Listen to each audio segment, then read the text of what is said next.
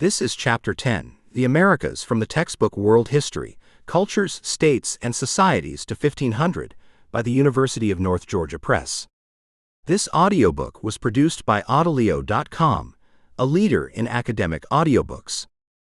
10.1 Chronology. Chronology, the Americas. 18,000 to 15,000 BCE, first humans migrate to the Americas. Circa 13,000 BCE, big game hunters inhabit the Great Plains. Circa 10,000 BCE, Mesoamericans begin to cultivate squash. 10,000 to 3,500 BCE, Paleo-Indian period. 5,600 to 3,000 BCE, Early Plains Archaic period. 2,000 BCE to 250 CE, Preclassic or Formative period in Mesoamerica. Circa 1900 BCE, Mesoamericans begin to make pottery. 1800 to 800 BCE, Late Initial period in Peru. 1500 to 400 BCE, Middle Formative period in Mesoamerica. Peak of Olmec statue carving. Circa 1000 BCE, maize becomes widespread in North America. 400 BCE to 100 CE, Late Formative period in Mesoamerica. 200 BCE, the Mochi begin their conquest of Peru's north coast. 200 BCE to 400 CE, the Hopewell culture flourishes in North America. 100 BCE to 600 CE, the Nazca culture flourishes in Peru. 400 CE, Tehuacán founded. 550 CE, Teotihuacan reaches 125,000 residents. 700 CE, the Huari Empire reaches its height.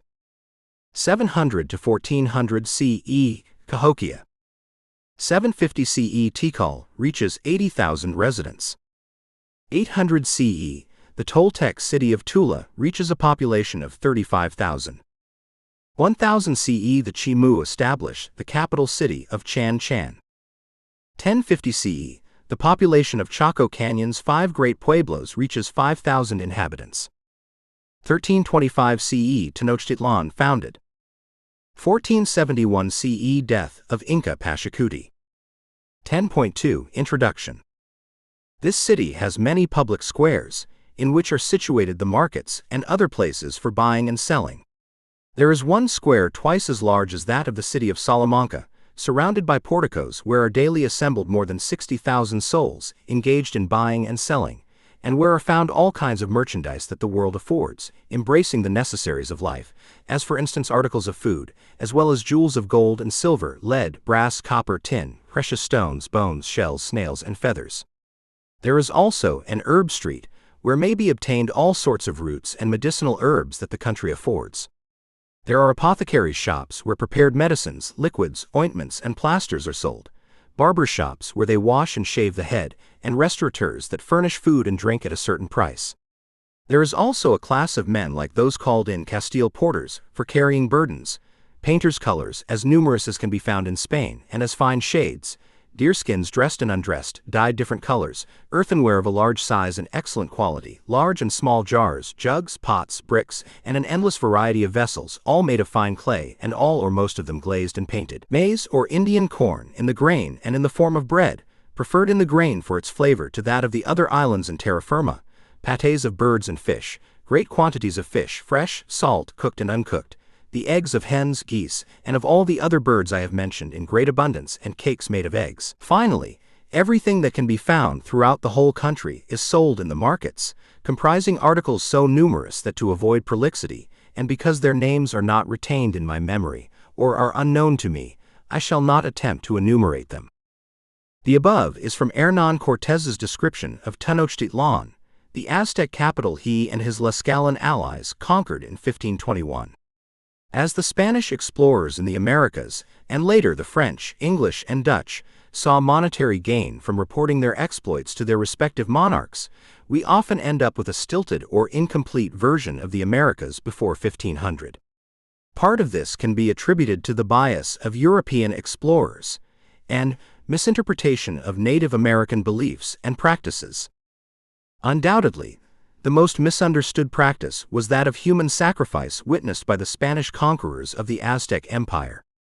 Among Mesoamerican and Andean peoples alike, there was a belief that all life, cosmic, human, animal, and plant alike, grew beneath the soil and sprung forth above the surface. Furthermore, humans had a role in nurturing that life cycle. In many of the cultures we will discuss, shamanism was an important religious tradition whereby shamans or religious specialists could control the forces of the natural world. Often shamans would conduct ceremonies requiring sacrifice from members of his community to ensure cosmic and earthly order. While the Spanish and Hollywood tend to focus on more dramatic ceremonies where hearts are cut from living warriors, other kinds of sacrifices in Mesoamerica and the Andes were integrated in hundreds of ways into daily life. For many cultures, ritual bloodletting was a widespread practice, but one where the injured party survived to perform the ceremony the next year. Oftentimes, human-shaped grain cakes would serve as stand-ins for actual human participants. Most sacrifices, in fact, were actually offerings or prayers to Mesoamerican or Andean deities. For example, a Nahua newborn might be named in honor of Maya rulers. Or the first corn tortilla of the day might be consumed in honor of the sun. These beliefs would eventually be manifest in physical structures like a cave under Teotihuacan's Pyramid of the Sun in Mexico, or sunken plazas at Chavin de Huantar in Peru and Tiwanaku in Bolivia. These sacred spaces were constructed beneath the Earth's surface to allow the cultures above ground easier access to the Earth's creative capacity. As historians, it also is helpful to point out some of our myopic tendencies regarding the peopling of the Americas.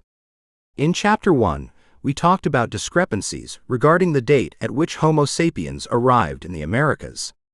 While there is evidence supporting an overland migration from Beringia, and geographically speaking, the Beringia migration is the most logical explanation, some scholars argue that this approach has become dogma and even ideology, leaving no room for evidence that may challenge this explanation.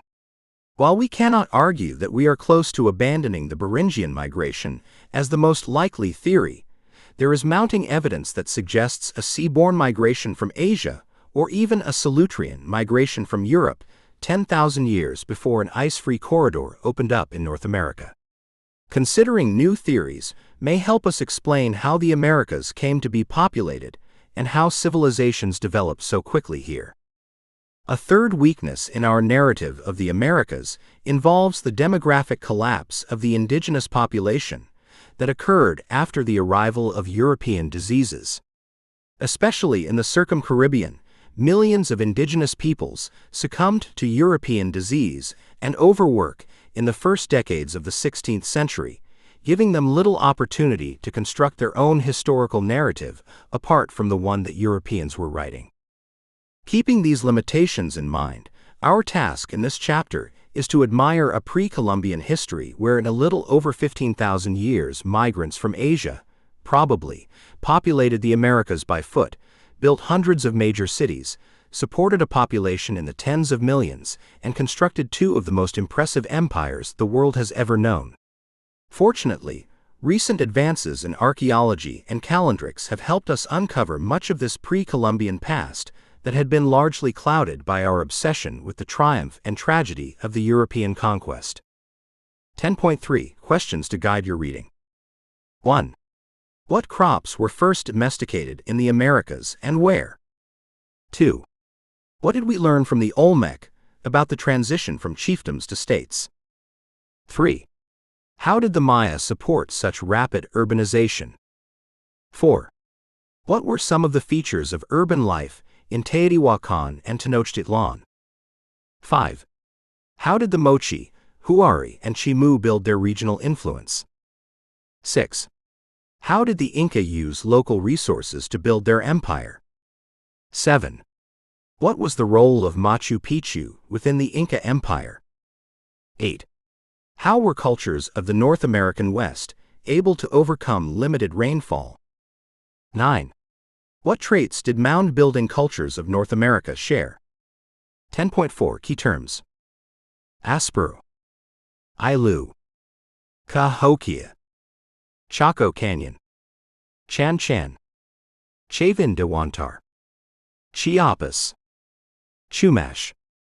Corregionche, Cusco, Great Bison Belt, Hopewell, Huaca de la Luna, Huaca del Sol, Huari, Huayna Capac, La Venta, Machu Picchu, Maíz de Ocho, Maize, Mesoamerica, Norte Chico, Olmec, Pachacuti, Pit Houses, San Lorenzo, Tenochtitlan, Teotihuacan, the Aztec Empire, the Chimu Kingdom, the Mochi, the Nazca, Tikal, Tiwanaku, Toltec.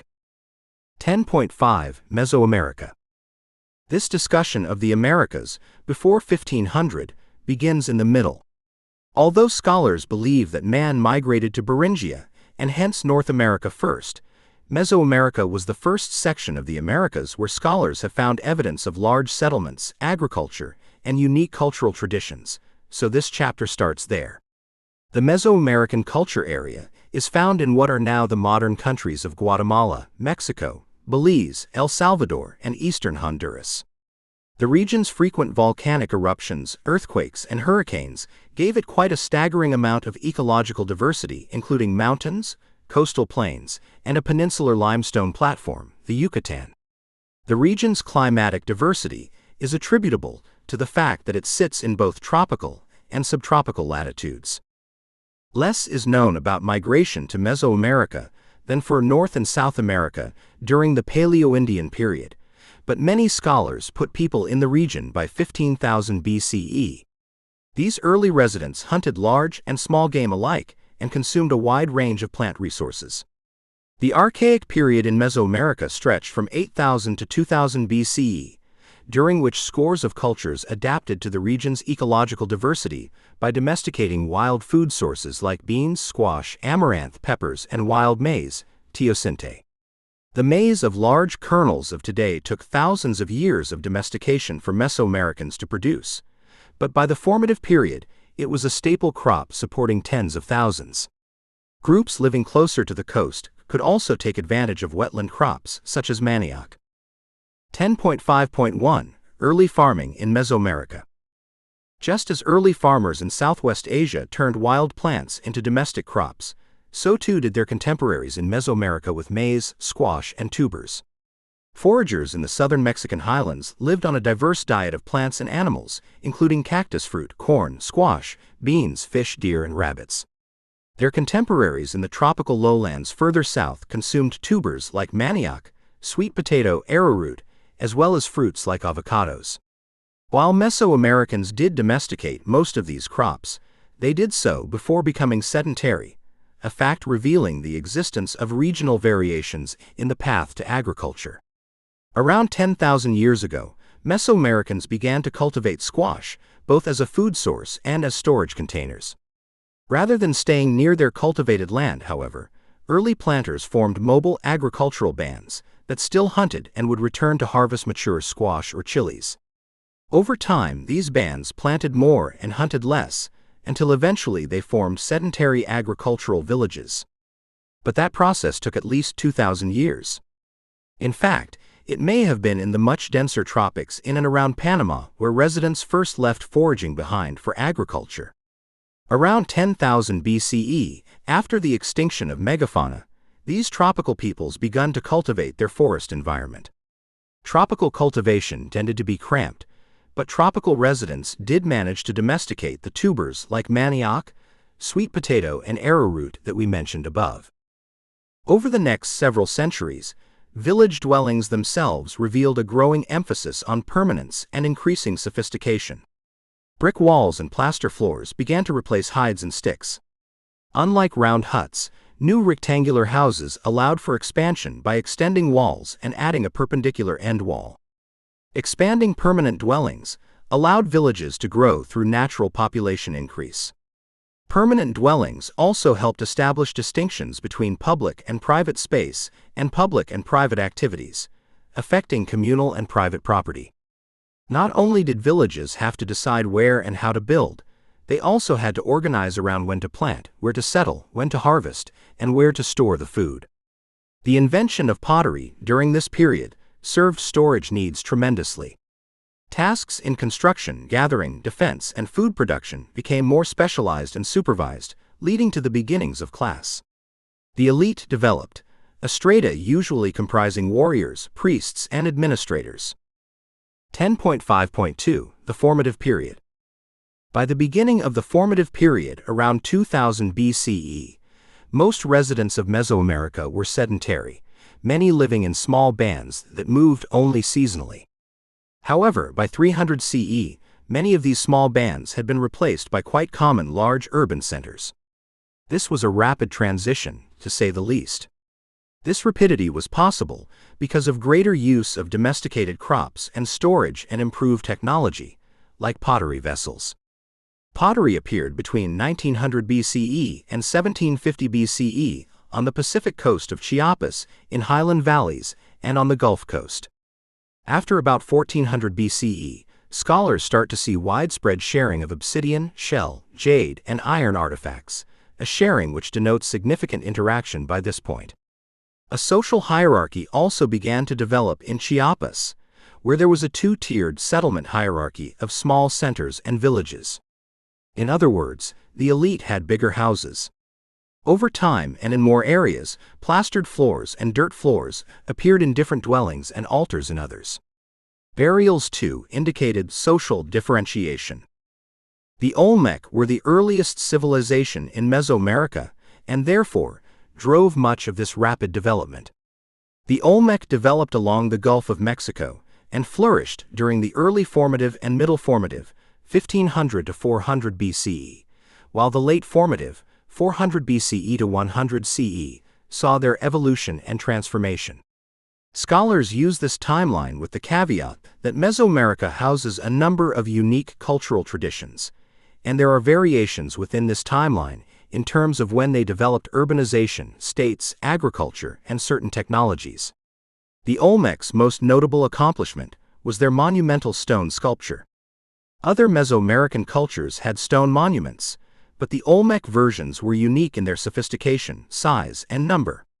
A common theme occurs during the coherent tradition, spanning 1400 BCE to 400 BCE. Statues were carved out of thrones or in low relief on stelae. The largest of them weighed over 40 tons. Stones had been transported as much as 90 km from their sources. The labor required to do this demonstrates the power of these rulers. Aside from statue carving, Olmec elites also commissioned carved columns, drains, and embellishments in large houses.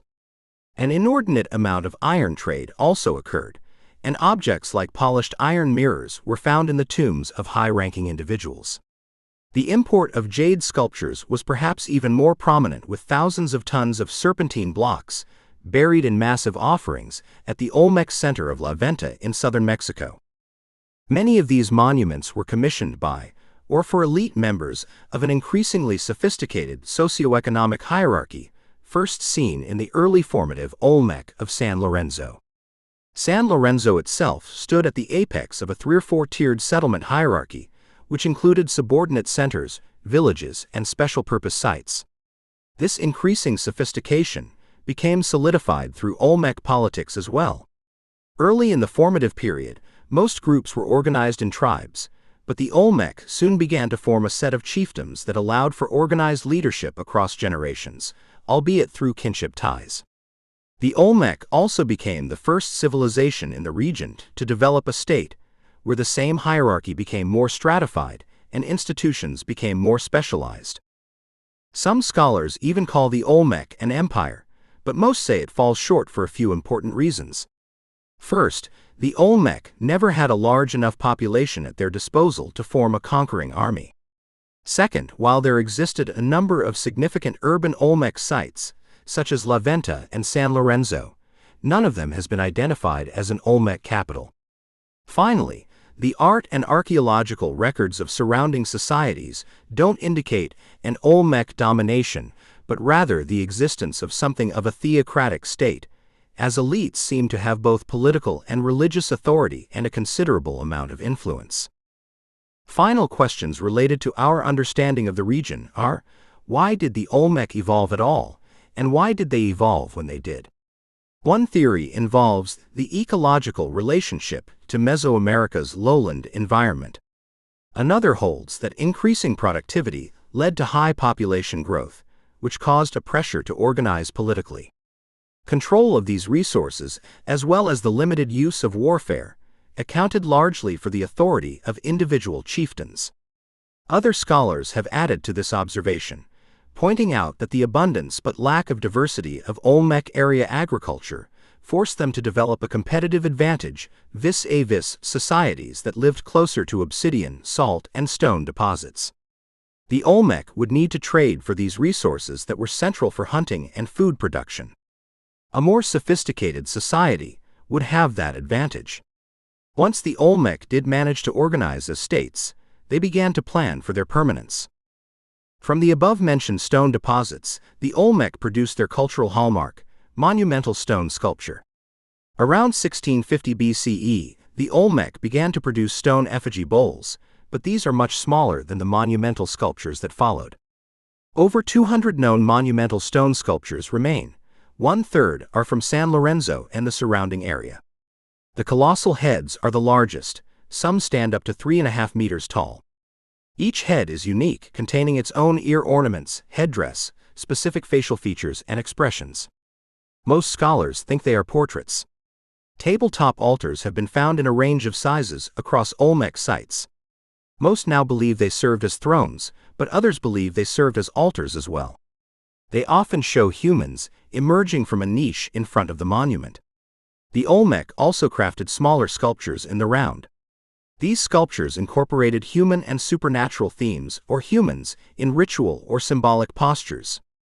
A fourth sculptural style, one that corresponds to later periods, was stelae. These stelae often depicted supernatural beings and elaborately dressed individuals engaged in specific actions. These stone sculptures would be impressive for modern humans to achieve, but are made more impressive considering the fact that the Olmec possessed no metal tools with which to cut them. The purpose behind these sculptures, outside of their artistic value, seems to have involved monumentality. Stone as a whole gave a sense of order, stability, and equilibrium. The harmonic proportions in the works enhanced those ideas. The sculptures also contained a good enough mix of naturalism and abstraction to give a nod to the spiritual world as well. For the Olmec as shamanists, a direct connection existed between order on earth and order in the spiritual world. Olmec shamans, through ritual and through the assistance of their nawal, also referred to as nagualo, or animal spirit companions, could travel to the supernatural world or guard against spirits who desired them harm. Therefore, a number of altars and smaller sculptures show human jaguar or human dragon anthropomorphs, particularly those that reflect the existence of a gateway or portal between worlds. La Venta Altar 4, for example, had an earthly purpose as a throne and a symbolic one as a cosmological model.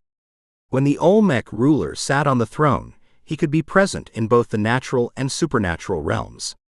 This journey between worlds was aided by the intercession of the ruler's animal spirit companion, in this case a jaguar.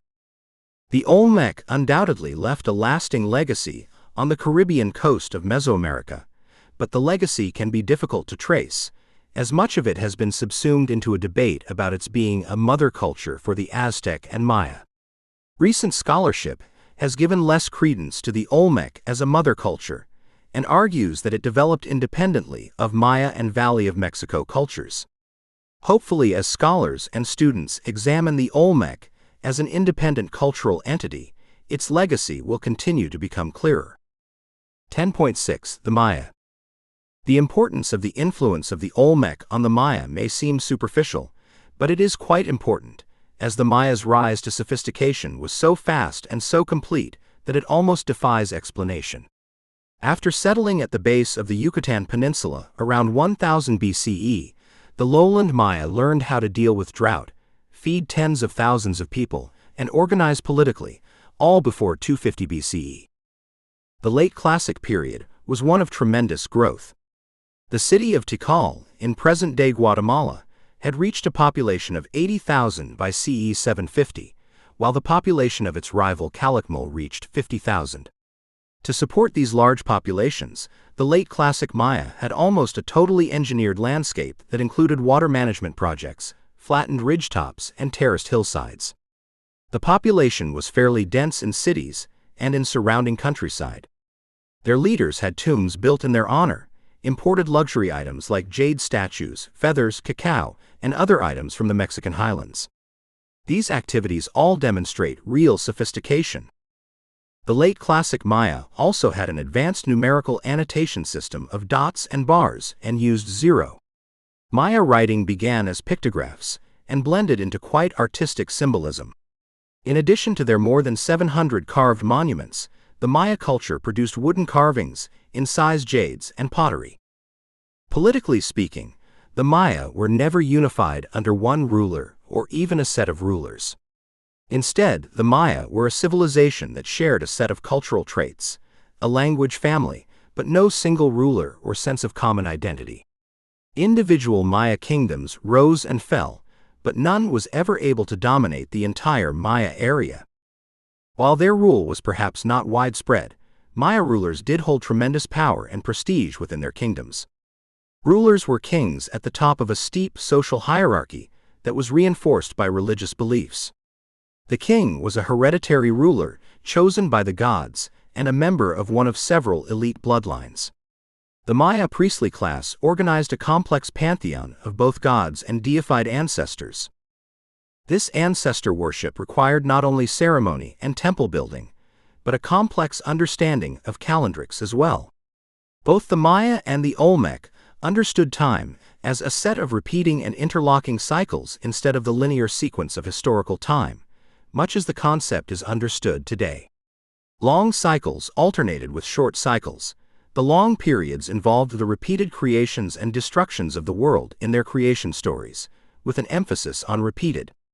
Since cycles are by definition repeated, certain dates are more important than others because they are attached to good and bad events in the past. Calendar priests determined what those dates were, and so had considerable power. They also had the power to rewrite the course of events, if this benefited the ruler. 10.6.1 Teotihuacan and the Toltec.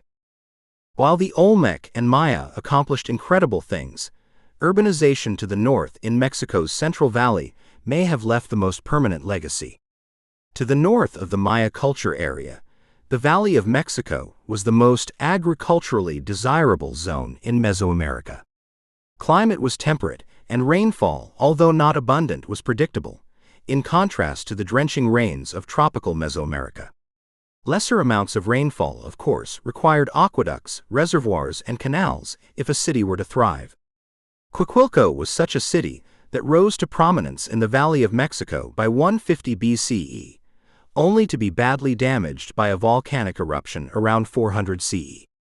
The subsequent decline of Coahuilco allowed a competing city, Teotihuacan, to rise to prominence in the area, and by 100 CE, its population reached 60,000 inhabitants. By 550 CE, Teotihuacan was one of the 6 largest cities in the world, with a population of 125,000. Teotihuacan covered more than 20 square kilometers, had a marketplace, an administrative center, and several different types of housing. Its largest buildings seem to have had both a functional and a spiritual use. The Pyramid of the Sun, the largest building in the city, was built over a sacred cave, likely connected with creation myths. By the 4th century CE, Teotihuacan had the modern equivalent of neighborhoods. New houses were laid out on a rough grid with many homes organized into apartment compounds. The dwellings were constructed of volcanic rock, mortar, and wood for the roofs. The compounds also had a system of underfloor drains. Many of the dwellings in these complexes are decorated with polychrome wall murals containing multiple religious themes and military themes, some depicting play or everyday life, while others being much more abstract. To support its massive population, Teotihuacan needed to secure supplies and tribute from surrounding areas. Many neighboring areas were conquered through a combination of trade and military conquest. Force was used to secure trade routes to the south and thus have access to goods as diverse as cacao beans, tropical bird feathers, salt, medicinal herbs, and honey. Once the city's influence had expanded, and they had become the region's undisputed merchant power, its subsistence base increased to include the entire basin of Mexico and some neighboring peoples like Tlaxcala. The reach of Teotihuacan's leadership even extended into Maya kingdoms like Tikal, where it influenced, and may have even ousted, a Maya ruler in the late 4th century. Tikal's position within its own region may in fact have been strengthened by this subordination to Teotihuacan. Teotihuacan was able to sustain impressive growth and expansion for more than 5 centuries, but ultimately its size and complexity seemingly contributed to its decline. At about 650 CE, roughly half of Teotihuacan's public buildings and a number of temples, pyramids, and palaces were burned. Many were knocked down and torn apart as well. This does not seem to be the work of invaders, but instead internal and external groups who attacked declining symbols of power. The late classic Maya would also experience a collapse of their cultural systems around 840 CE. Years of population growth and demands on and from the elite came to a head with a period of prolonged drought in the early 9th century. Resulting famines and infighting caused population losses in Maya settlements nearing 85%, and in many areas, abandoned farmlands were retaken by the forest. While many of these late classic Maya sites would never recover from their demographic decline, Mesoamerica remained fertile, and southern Mexico remained temperate, so a number of polities rose to prominence in the area after the above-mentioned declines. Tula, which had been founded by Teotihuacan leaders as an administrative center, emerged in the Valley of Mexico after 650 CE. Tula would become the capital of the Toltecs, who saw their principal city grow to a population of 35,000 by 800 CE. Like all Mesoamerican cities at the time, Tula would expand its influence through trade. Toltec ceramics were found in regions ranging from Costa Rica to Guatemala, while Toltec-style eye-shaped ball courts and rain dances were adopted by cultures like the Anasazi and Hohokam in modern-day Arizona and New Mexico. One of these ball courts still sits near the modern city of Phoenix, Arizona. While much of the Hohokam culture area sits in what is now the United States, it was heavily influenced by the culture of Mexico. Not only did the Hohokam build ball courts, they also erected platform mounds and dug irrigation canals like those found in Mexico. One important difference that the Toltec developed from their predecessors was their desire to conquer. Perhaps influenced by the rapid decline of Teotihuacan, the Toltec wanted to rise to prominence quickly. Their construction of Tula was hasty, and conflict with neighbors went beyond typical captive-taking or territorial gain. The Toltec viewed their conquest as a sacred war, where man would aid the gods in their fight against the powers of darkness. The Toltec eventually merged their sacred war with that of the northern Maya in the Puic Hills of the Yucatan. The northern Maya elites had already adopted divine war when the Toltec invaded the Yucatan city of Chichen. Chichen would become the Toltec administrative center in the peninsula in the late 10th century, but they did not completely drive out the city's Maya founders. In fact, the Itza Maya ruled the region under the Toltec and continued to do so well into the post-Columbian period. 10.7 He Aztec. While the Itza were one of the last unconquered native civilizations in the New World, another post-classic kingdom drew the most attention from Mexico's Spanish conquerors, the Aztec. The Aztec capital was the magnificent city of Tenochtitlan, founded around 1325 CE by a Nahuatl-speaking previously nomadic group called the Mexica. Tenochtitlan was composed of a network of dozens of smaller city-states who used the lake environment to plant wetland gardens and used raised causeways to separate the gardens and move around the city. Some fields were raised as well, a feat which drained them and helped them contribute to supporting a population that totaled around 300,000 people, including the population of the neighboring city of Texcoco. Eventually, a network of canals was created that drained fields, fed crops, and provided for navigation with canoes. Not only were these raised fields a source of multiple crops, but also the lake provided wildfowl, salamanders, and algae. However, as the population grew to over 1 million, other means of support were needed, so the people looked to outside tribute. Beginning in 1428, the Mexica sought independence from their Tepanec patrons and allied with other outlying towns to form the Triple Alliance, which by 1431 dominated the basin where they made their home. The unified Aztec people were led by the Mexica ruler Itzcoatl and his advisors. In making an alliance with Texcoco, the Aztec were able to build a causeway between the cities and help improve the infrastructure of Tenochtitlan. They then began construction on the Great Temple, a central market, and a larger network of gardens or chinampas. The Great Temple would become the orienting point for the entire city and would become the site of thousands of human sacrifices. The Aztec are perhaps best known and may even have grown infamous, like the Toltec and others before them, for practicing human sacrifice. However, the context in which these sacrifices take place reveals that they were not conducted in a wanton or random manner. First of all, for the new Aztecs, there was little tradition of, and therefore, little opportunity for community building to draw upon. Their rise to power had to have been quick and dramatic. Furthermore, they possessed a worldview that held that even though they had achieved greatness, decline was inevitable.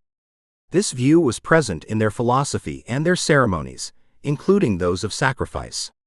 This view was also important for ritual victims, because upon their death, they believed that they would be freed from the burdens of the uncertain human condition and become a carefree hummingbird or butterfly. For the Aztec, ritual provided a kind of protection against excess. There was order in it, even if it was violent. Men had no independent power, and gods were very abstract in their doling out of gifts. Finally, in the Mexica worldview, the earth receives rather than gives, much like it does in the Judeo-Christian tradition. Through fertility and death, humans satisfy that hunger. The process of birth and death is not dust to dust, but the transition from one form of flesh to another. All man can do is order his portion of this natural cycle. 10.8 Early Andes. Humans arrived in South America after migrating through North and Mesoamerica. They began to craft small campsites and fishing villages along the Pacific coast. Around 3000 BCE, the small campsites villages were replaced by residential and ceremonial centers. This transition was made possible through a new focus on irrigation and communal agriculture. These Pacific Coast and Andean cultures left an incredible amount of material culture, much of it well preserved because of the dry climate, for archaeologists to analyze. Their work shows that parts of the classical Andes, modern Peru, Chile, Ecuador, Bolivia, and Colombia, possessed the same level of cultural complexity as did China, Persia, and India during the same period. Through this material culture, the classical peoples begin to separate themselves from their ancient and often less complex ancestors. While it is tempting to lean heavily on artifacts for knowledge of the period, there is a danger of over-reliance. For example, pottery of the Mochi culture, see Figure 10.3, is well known for its often quite graphic images of female fertility and sexuality. These pieces are important works for archaeologists and historians alike, but one must keep in mind that little is known about how much these representations of Mochi female sexuality in art actually tell us about gender relationships in their society. In other words, shock value or aesthetic quality should not be confused with universality. This section begins with the end of the Archaic period and the rise of a group of civilizations referred to as the Norte Chico. 10.8.1 Norte Chico. The Pacific Coast developed large ceremonial and residential centers, which were organized around distinct status and rank among citizens. This area resembles other crucible areas like the Dayloran Plain of Iraq, the Nile in Egypt, and the Olmec heartland. While similarities with the aforementioned early civilizations exist, the Norte Chico stands out for three reasons. First, it was politically pristine. Scholars find no evidence that any outside polity influenced its development. Second, it endured for more than 1,300 years. This longevity gave the Norte Chico great influence in what would ultimately become a distinct Andean civilization. For example, large platform mounds of Norte Chico would also appear later in the highland center of Chavindewantar. The final reason Norte Chico stands out from other early civilizations is its development happened very quickly. By 2800 BCE, there were a number of similar large sites, all with residential complexes, plazas, and platform mounds. The Aspero site is the archetype of these large sites. It covers 15 hectares and contains 6 platform mounds. While there are a number of large sites like Aspero, there doesn't seem to have been a central Norte Chico chiefdom or state. There was no Norte Chico capital, and no real evidence of conflict or warfare. This absence of conflict may be connected with the fact that scholars find no indication of differentially distributed sumptuary goods, such as jewelry, clothing, and exotic trade materials in Norte Chico. Even shell beads and stone are extremely rare to find in these sites so near to the Pacific. Usually, a cultural area requires some centralization and large-scale agriculture before scholars refer to it as a civilization. The Norte Chico earns that distinction, however, because the level of cultural complexity indicates that they at least tried to centralize. Complexity is tricky. In the Norte Chico, there occurred episodic attempts at non-egalitarianism, which were eventually abandoned. Many scholars also argue that Norte Chico did in fact become sophisticated and sedentary, not through agriculture, but through fishing. This argument is known as the maritime theory. While unique, the maritime theory has trouble supporting the idea that the Norte Chico advanced merely through fishing, as insufficient archaeological evidence of communal labor sites centered on fishing exists to support it. Instead, a more likely explanation of Norte Chico complexity involves agriculture and fishing meeting at the middle, in a shared labor theory. A number of coastal sites contain not only remnants of cotton fishing nets, but other inland products like avocados and corn as well. These remnants mean that the canal building that took place between 4000 and 3000 BCE in the interior was likely only possible with the assistance of the coast's more plentiful labor force. This assistance was paid for with cotton nets and other agricultural products that in turn helped the coastal population feed itself and grow year after year. A larger temporary labor force would produce more canals and aqueducts, a cycle that explains much of the Norte Chico's economic expansion. Some of this cooperation may have even taken the form of pilgrimages to Norte Chico sites and the construction of monuments within Aspero, Carol, and other sites to commemorate them. The dry season of July and August presented a lull that would have been a good time for such pilgrimages. Evidence of communal cooking and eating exists, along with that of communal building. 10.8.2 Chavin de Huantar. While the Norte Chico is the oldest identifiable civilization along the Pacific coast, Chavin de Huantar has also captured much attention as a crucible site for Andean culture.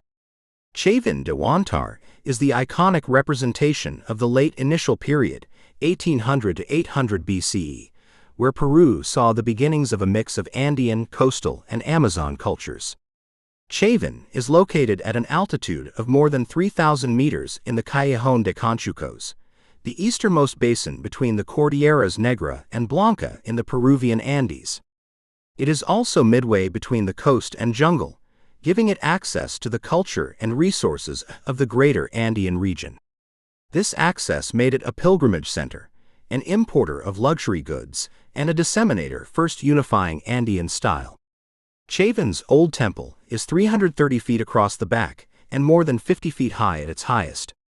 The temple is U-shaped with a sunken court in the middle, and harpy eagle, jaguar, and parading shamans surround it.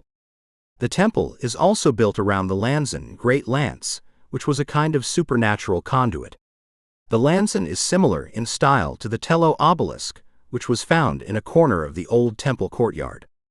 The obelisk contains carvings on all of its sides, carvings which primarily represent tropical and mythical origins or gifts of the Cayman. Many dualities appear on the obelisk: male-female, plant type, ecological zone, skywater, life-death, etc. These dualities and their meaning were reinforced by the pilgrimages made to Chavin and the ceremonies contained within them. It seems that Chavin architects used all of the symbolic value of the site available to them. The mixed human-animal features of the sculptures, the ingestion of hallucinogenic San Pedro cactus, also represented in sculpture, and even including acoustic symbolism, were all important parts of the pilgrimages. Archaeologists have found marine shell trumpets in the tunnel complex under the city and have attempted to replicate how sound would contribute to the mind-altering rituals undertaken at the complex. The images and rituals at this site help establish what scholars refer to as the Chavin cult.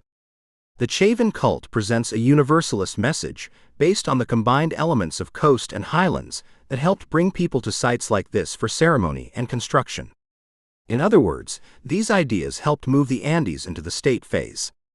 At Chavin, it also seems that there was a leader priest, like in Egypt. It was, therefore, through spiritual power that the state congealed and grew as well. 10.8.3 Mochi. Chavin de Huántar was not a developed civilization, but it did help create the importance of religion and ceremonial life in the Andes, both in everyday practice and in sacred sites. Later, other groups in Peru, groups like the Mochi, would build on religion and ceremony to help with state formation. The Mochi began to conquer the north coast valleys in 200 BCE, and by 250 CE, had begun to construct the Huaca del Sol, or Temple of the Sun, and the Huaca de la Luna, or Temple of the Moon, at their capital, which bore the same name. The Huaca del Sol seems to have been a royal residence, and the Huaca de la Luna a place of worship. The Huaca del Sol contained over 143 million bricks, arranged into columns and marked with symbols perhaps of who made them. Each column probably represented a tax-paying Ailu, kinship-based community, meaning that the Huaca, or temple, was a literal representation of how the empire was held up by its individual units.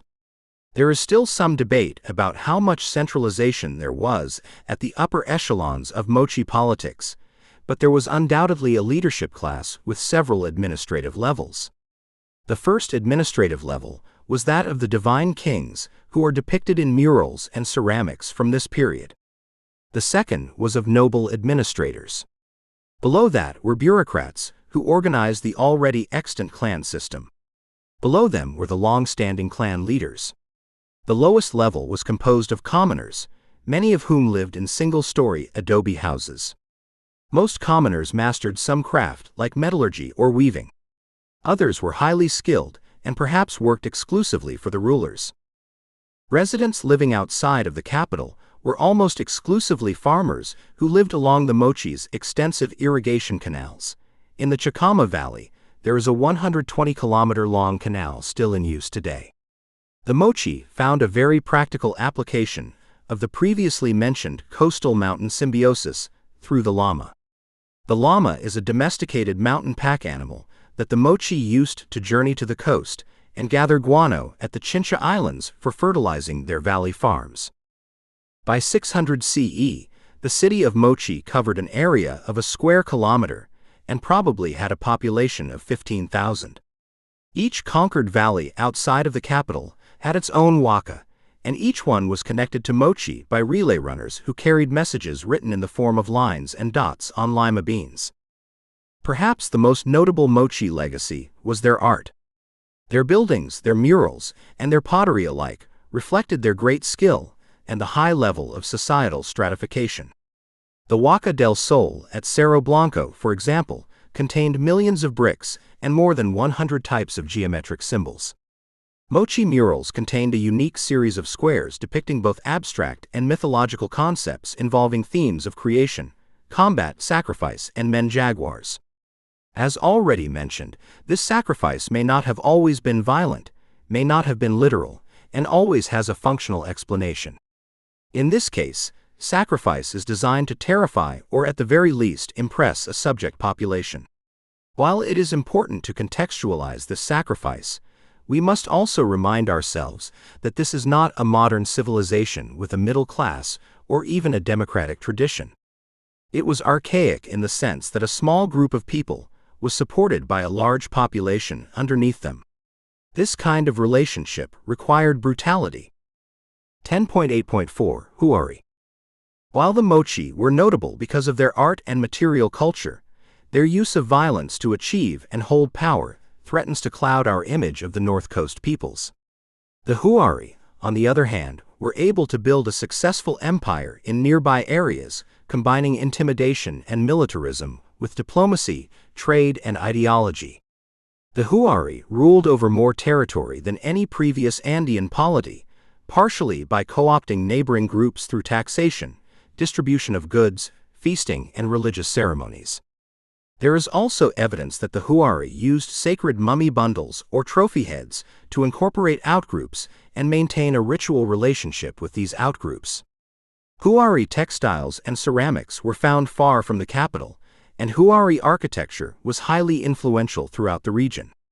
The Huari Empire carved out a centralized state in a region where none had previously existed by coordinating local irrigation and labor systems.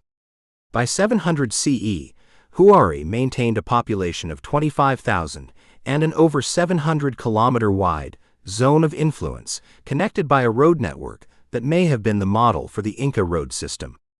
In fact, it was ultimately Huari diplomacy and organization, rather than Mochi violence in ritual killings, that provided a more useful precedent for the Inca.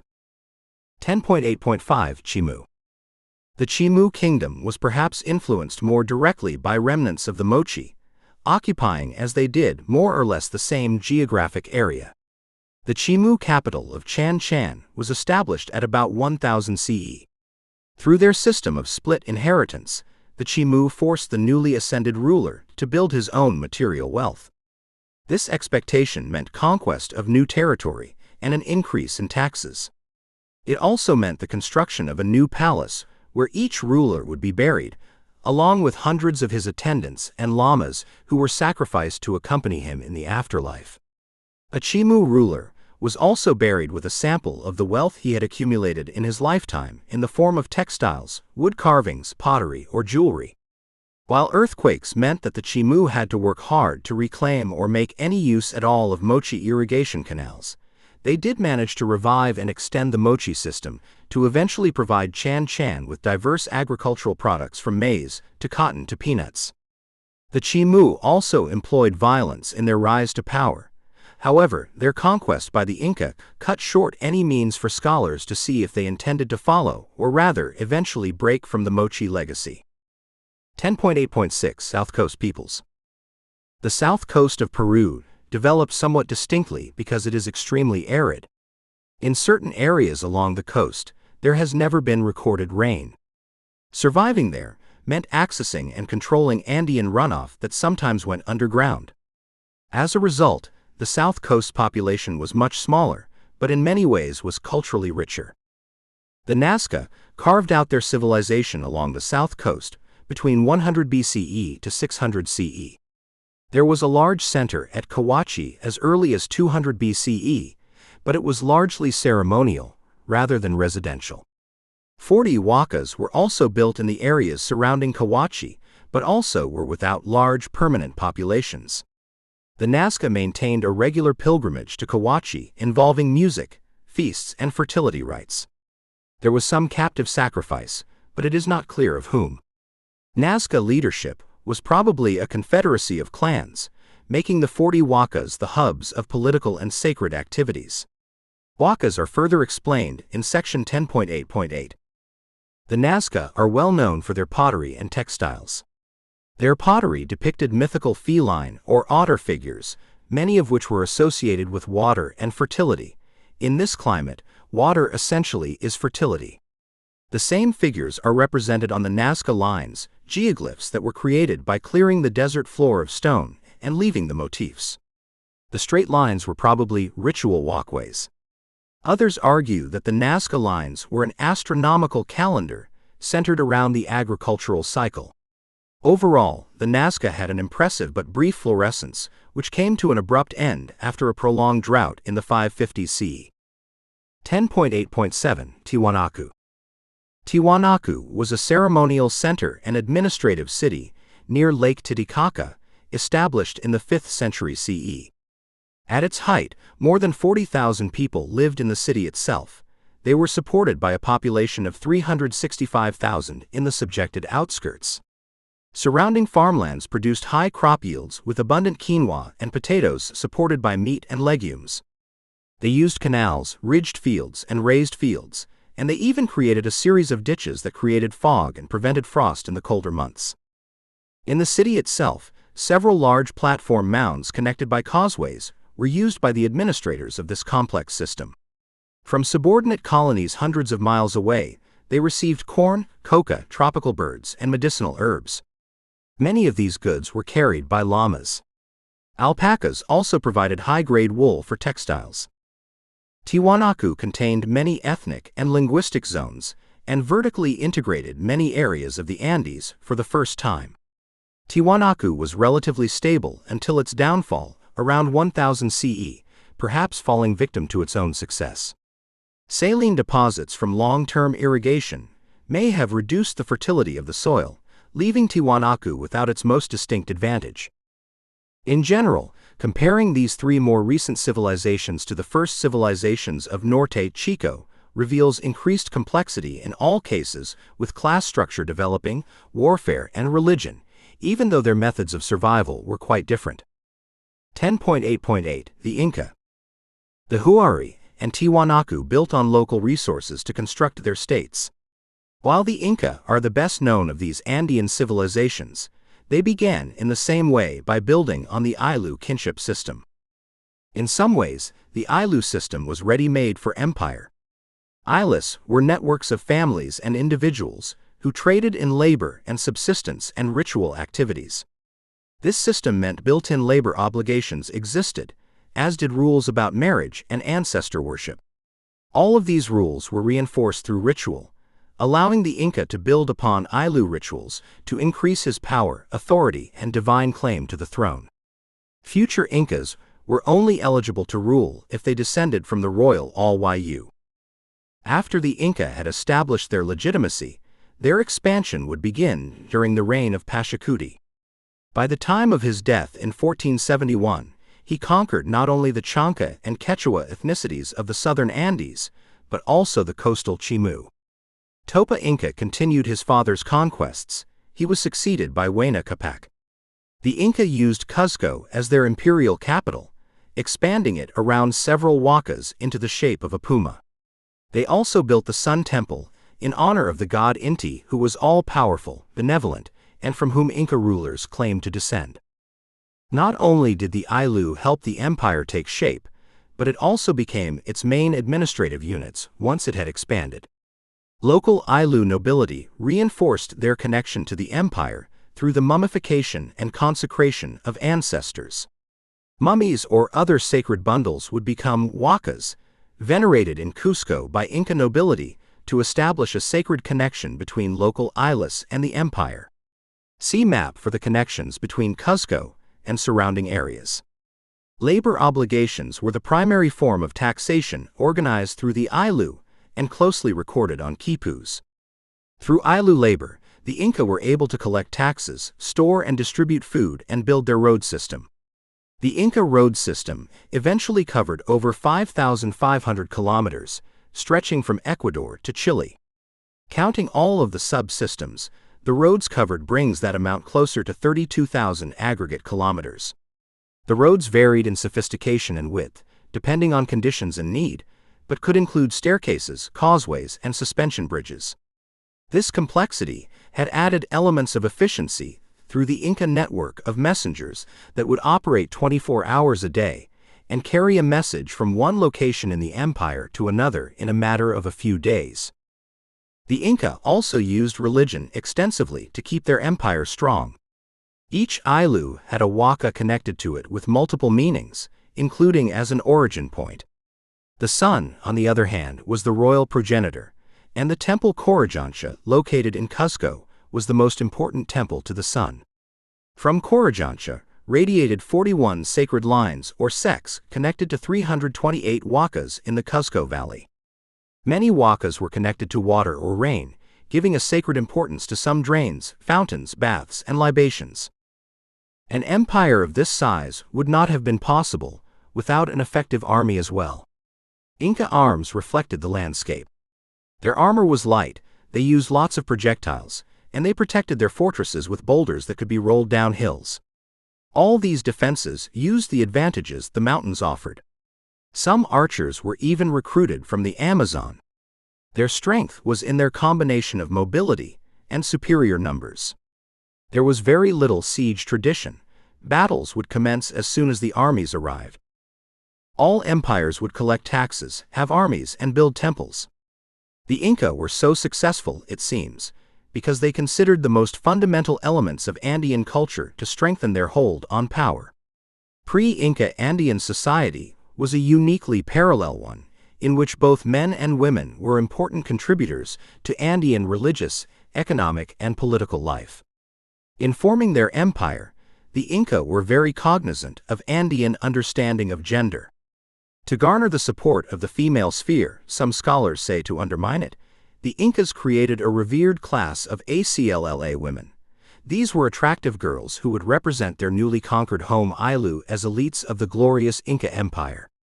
These chosen women not only solidified Inca imperial bonds through marriage, converting a political entity into a family, but also expanded Inca religious legitimacy when a chosen few were periodically sacrificed and converted into the divine custodians of their communities. 10.8.9 Machu Picchu. Nestled in the Peruvian Andes, Machu Picchu is undoubtedly the most well-known Inca site by modern tourists. The site is located at 8,000 feet above sea level, in a forested area. It is framed by the Urubamba River and sits on a ridge between two peaks. The site itself must have been spectacular before construction began, but the complex itself is nothing short of extraordinary. Despite its iconic status, much less is known about its 15th-century role. Its construction seems to have been ordered by Pachacuti, who used it as a royal retreat of sorts from Cuzco. The most attractive time for travel would have been during the winter, when Machu Picchu was much warmer than Cuzco. There is evidence of the same skilled craftspeople and retainers that accompanied the Inca in Cuzco, maintaining a presence in Machu Picchu as well. Machu Picchu did have tracts of surrounding land to feed the court, the emperor, and visiting dignitaries, and to supply the ceremonies connected with their arrival. However, this was not a city. Only a few year-round residents inhabited it, and even at its seasonal height, the population only reached about 750. There are agricultural terraces which grew potatoes and maize, and a spring for bathing and drinking that was connected by aqueducts to a fountain between the Temple of the Sun and the residences. There are 172 structures at the site in total, including residences for the Inca's elite retinue and smaller dwellings for the servants. Also 30 buildings are dedicated to ceremonial purposes, including the Temple of the Three Windows, the Intihuatana, an oblong rock at the head of a large staircase, and the Temple of the Condor. The construction is not only visually impressive, but also structural engineers have remarked at its sophisticated drainage and foundation work that have allowed it to stand mostly intact for more than 500 years. 10.9 North America. While most evidence points to human migration through North America to South America, the hallmarks of civilization would arrive later in what are now the United States and Canada. Many of us refer to the areas connected by Panama simply as the Americas, but the Panamanian land bridge first linked the two continents only 2 million years ago. This was prior to human arrival in the Americas, but this separate development meant that North and South American flora and fauna experienced millions of years of separate development and evolution. This distinct development would influence the pace and patterns of human settlement in the Americas a great deal. 10.9.1 The West. The arrival of maize, beans, and squash from northern Mexico helped mark the transition to sedentary culture in the southwest of what is now the United States. There is some evidence of primitive maize dating back to the middle of the 2nd millennium BCE, but it would not become widespread until about 1000 BCE. A newer, drastically different maize, maíz de ocho, is believed to have been the key to the flourishing of sedentary villages across the southwest and to the eventual appearance of large pit-house villages around 500 BCE. Maíz de ocho is better suited to arid conditions and yields larger kernels which are more easily milled. Pit houses, dwellings whose name indicates that its walls were in fact the sides of an excavated pit, became widespread across the southwest because they were thermally efficient. They lost less heat than above-ground structures in winter, and, as they were built into the ground, were cooler in the summer. Pit houses remained in wide use in the area until about 700 CE, when more complex exchange networks and social organization led to more diverse settlement patterns. One of these new settlement patterns was the Great Pueblo, that appeared as part of the Chaco phenomenon around 900 CE. To deal with unpredictable summer rainfall, the Chaco Anasazi people of New Mexico built 3 great houses, Peñasco Blanco, Pueblo Bonito, and Una Vida, a large structure situated at natural drainage junctions. The semicircular town of Pueblo Bonito grew out of a pit house village to eventually form a semicircular network of more than 600 rooms and reached a height of 5 stories along the canyon's rear wall. The complex's walls were built of sandstone blocks whose surfaces and cracks were smoothed and shored up by a clay sand mortar. Construction of the high ceilings also involved complicated ashlar masonry patterns that could be covered with adobe plaster or matting. Each of the larger Chaco Canyon sites also had at least one great kiva. Kivas were subterranean gathering places which were used by individual kin groups for work, for education, and for ceremonies. Larger kivas were gathering places for more formal ceremonies, where political decisions affecting the entire community were often made. By 1050 CE, 5 great pueblos in Chaco Canyon supported a total population of around 5,000 people. While most lived within the relatively compact canyon area, the influence of this populace reached well beyond the immediate pueblo complex. Evidence indicates that the Chaco Canyon people may have had exclusive access to sources of turquoise all over New Mexico, and used the stone in their workshops where they produced vases, human effigy vessels, incense burners, bells, trumpets, and painted tables. By the early 12th century, Chaco Canyon's influence extended to much of northwest New Mexico and southern Colorado, where more than 70 outlying sites contained kivas, Chaco pottery, and similar architecture to what was found in Pueblo Bonito. The Chaco also developed a road system that may have been for the distribution of resources or pilgrimages. Either way, the road construction involved considerable cooperation to craft, at different stages, stairways and ramps carved out of bedrock and other pathways lined with boulders. After 1130 CE, drought and growing population densities led to a 100-year decline of the Chaco sites.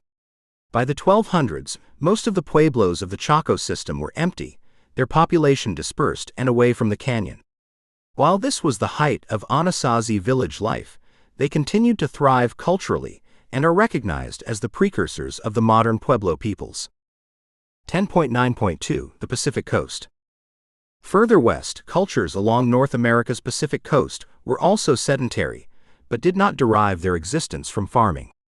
Instead, multiple Pacific Coast cultures took advantage of abundant ocean resources, such as various fish species, sea mammals, timber, shellfish, waterfowl, game, and wild plants. The abundance of these resources often suggests that coastal cultures were less complex than their contemporaries in the interior, but the ravages of climate required tremendous adaptation over time. During the late Holocene period alone, from 2000 BCE to the present, periodic colder episodes may have led to consequences as disparate as lakeside flooding, lowering of tree lines, drought, and a reduction of available marsh areas. Northwestern coastal peoples, for example, addressed this volatility by never putting their eggs in one basket. While they may have primarily eaten acorns or salmon, they made sure to always maintain a secondary food source. Further south, the Chumash, a people inhabiting the central and southern California coast, developed ceremonial centers, provinces incorporating several villages, sophisticated watercraft, and vibrant trade with the interior. In fact, this trade helped the Chumash avoid scarcities as well. 10.9.3 The Plains. The Great Plains represented perhaps the largest area of pre-Columbian North America, but it is also one of the least understood. The Wild West shows of the 19th century produced the lasting yet erroneous impression that the Plains Indian culture remained unchanged for centuries.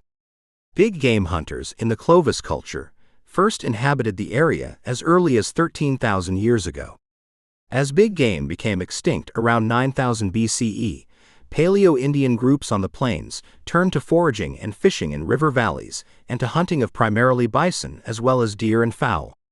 By 9000 BCE, the Ice Age had left behind a vast expanse of arid grassland from Alaska to the Gulf of Mexico, an expanse known as the Great Bison Belt.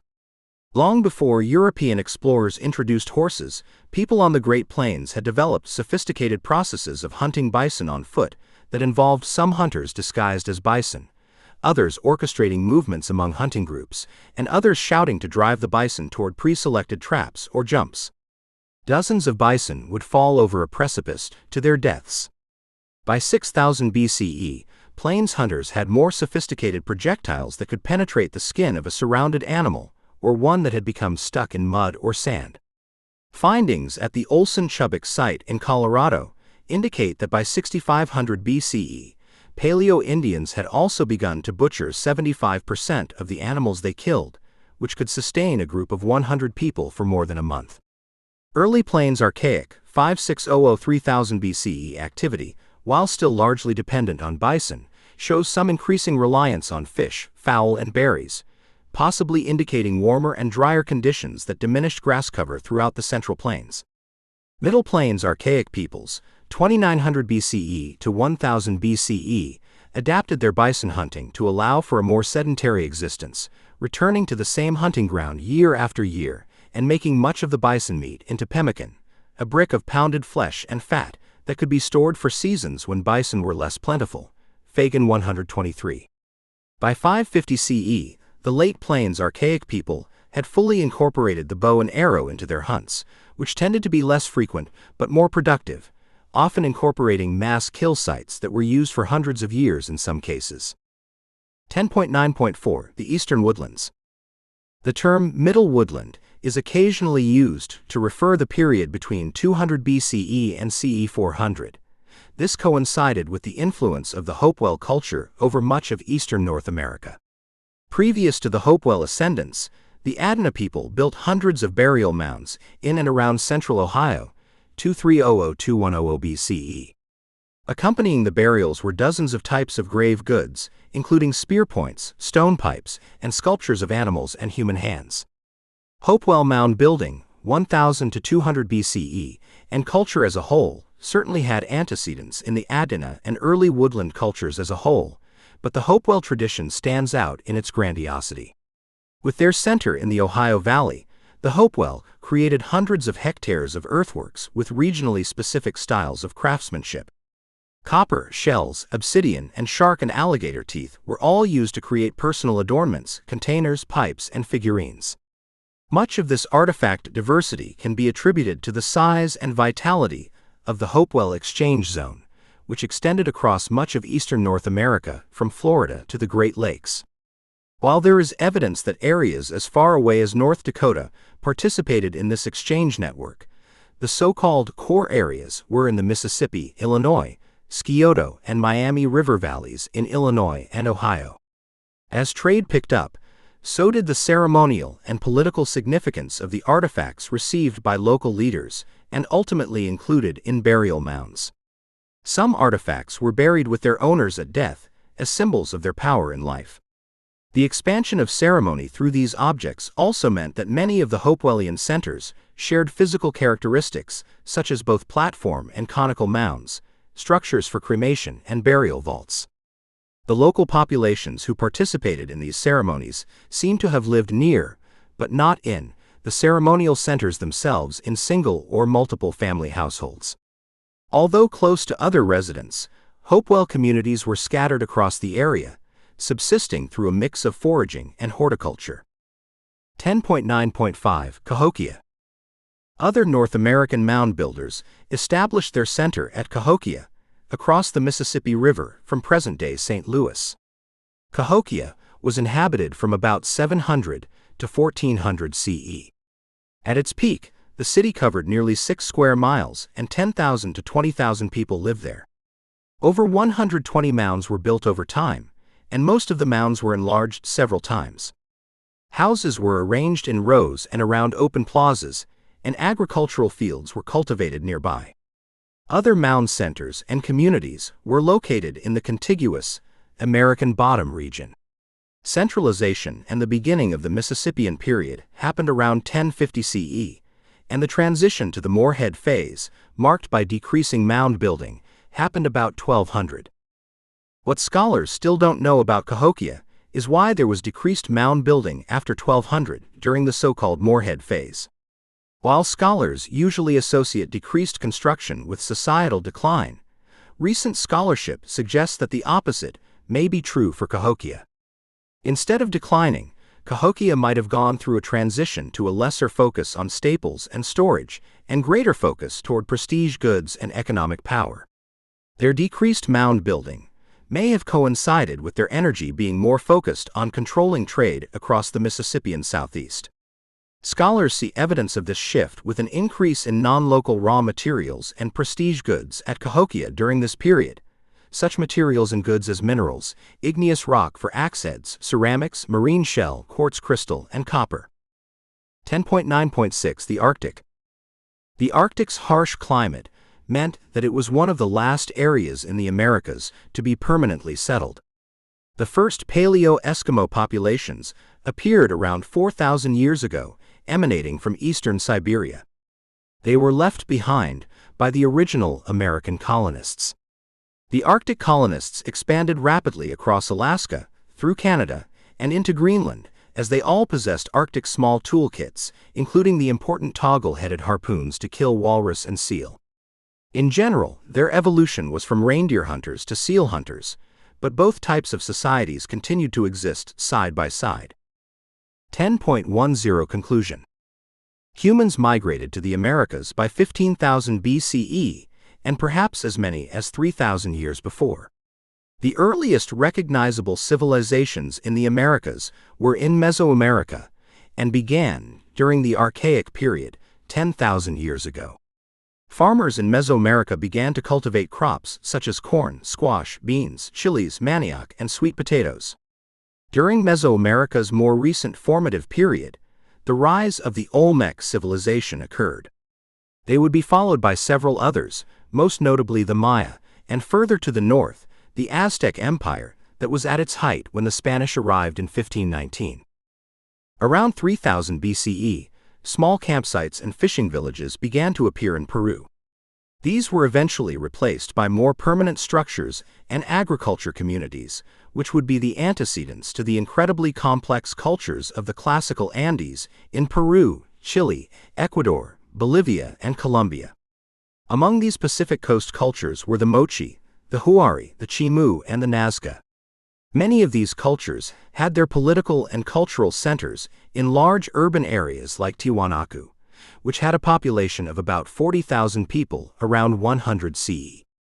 More than 1,000 years later, it was the Inca Empire that would build on these cultural traditions, extending its rule over more than 5,000 kilometers from Ecuador to Chile. Sedentary culture first began in North America, when people in the desert southwest of the continent began to cultivate maize about 3,000 years ago. Groups like the Chaco Anasazi in New Mexico would eventually construct massive complexes of aqueducts, homes, and ceremonial spaces by about 1000 CE.